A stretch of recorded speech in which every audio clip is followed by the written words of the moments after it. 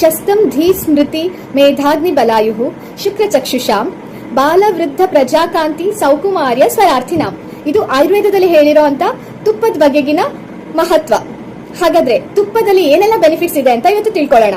ನೆನಪಿನ ಶಕ್ತಿ, ಜೀರ್ಣಶಕ್ತಿ, ಬಲವರ್ಧನೆಗೆ, ಏಜ್ ಆಗಿರುವಂತ ಫ್ಯಾಕ್ಟರ್ಸ್ ನ ತಡೆಯೋದಿಕ್ಕೆ, ಏಜಿಂಗ್ ನ ಸ್ಲೋ ಮಾಡುತ್ತೆ, ಕಣ್ಣು, ಕೂದಲು, ಸ್ಕಿನ್ ಗ್ಲೋನೆಸ್ ಇದೆಲ್ಲದಕ್ಕೂ ಹೆಲ್ಪ್ ಆಗುವಂತದ್ದು ತುಪ್ಪ.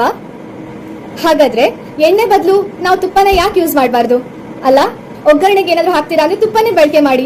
ಇದರಿಂದ ನಿಮ್ಗೆ ವೆಯ್ಟ್ ಗೈನ್ ಆಗುತ್ತೆ ಅನ್ನೋದು ಇಟ್ಸ್ ಅ ಮಿತ್. ಅದು ಡ್ರೈ ಸ್ಕಿನ್ ಇದೆ, ಮಕ್ಕಳಲ್ಲಿ ಡ್ರೈನೆಸ್ ಇದೆ ಅಂದ್ರೆ ತುಪ್ಪದಿಂದ ಮಸಾಜ್ ಮಾಡೋದ್ರಿಂದನೂ ಗ್ಲೋನೆಸ್ ಜಾಸ್ತಿ ಆಗುತ್ತೆ. ಜಾಸ್ತಿ ಮೆಸೇಜಸ್ ಬರ್ತಾ ಇರೋದು ವೆಯ್ಟ್ ಗೈನ್ ಆಗೋದಕ್ಕೆ ಏನಾದ್ರು ಟಿಪ್ಸ್ ಹೇಳಿ ಅಂತ. ಬೆಸ್ಟ್ ಥಿಂಗ್ ಇಸ್ ತುಪ್ಪ. ಮನೇಲಿ ಮಾಡಿರೋ ಹಸುವಿನ ತುಪ್ಪ ಅಥವಾ ಆರ್ಗ್ಯಾನಿಕ್ ಆಗಿ ಸಿಕ್ಕಿರುವಂತಹ ಹಸುವಿನ ತುಪ್ಪದ ಬಳಕೆ ಮಾಡಿ.